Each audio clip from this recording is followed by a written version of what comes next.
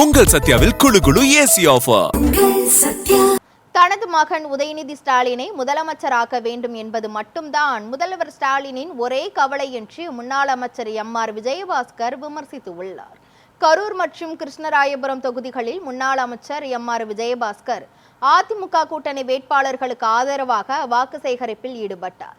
பசுபதிபாளையம், தொழில்பேட்டை, நரிக்கட்டியூர் உள்ளிட்ட பகுதிகளில் நடைபெற்ற பிரச்சாரத்தில் பெண்கள் ஆரத்தி எடுத்து அவருக்கு உற்சாக வரவேற்பு அளித்தனர். பிரச்சாரத்தின் போது பேசிய அவர், திமுக அரசு பொய்யான வாக்குறுதிகளை அளித்து ஆட்சிக்கு வந்ததாக குற்றம் சாட்டினார். மு.க. ஸ்டாலின் தலைமையிலான ஆட்சியில் மின் கட்டணம், வரிகள், விலைவாசி ஆகியவை உயர்ந்துள்ளதாகவும் விமர்சித்தார். மேலும் அதிமுக ஆட்சியில் சட்டம் ஒழுங்கு சிறப்பாக இருந்ததாகவும் தற்போதைய ஆட்சியில் அது பாதிக்கப்பட்டுள்ளதாகவும் கடுமையாக குற்றம் சாட்டினார்.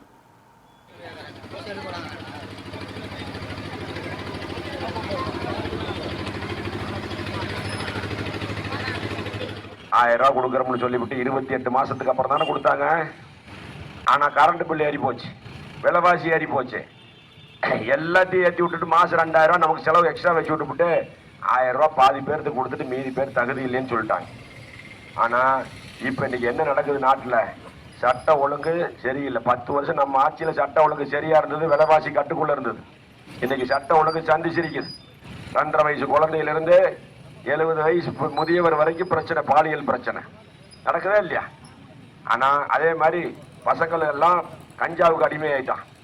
8வது படிக்கிற பையன் கஞ்சா போடுறான். திமுக காரன் பொட்டி கடையில பகல்லையே கஞ்சா விற்கிதுமா.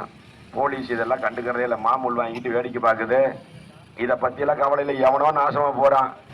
தமிழ்நாட்டு முதலமைச்சருக்கு ஒரே கவலை தான், எப்படியாவது தன் மகனை முதலமைச்சர் ஆக்கணும்.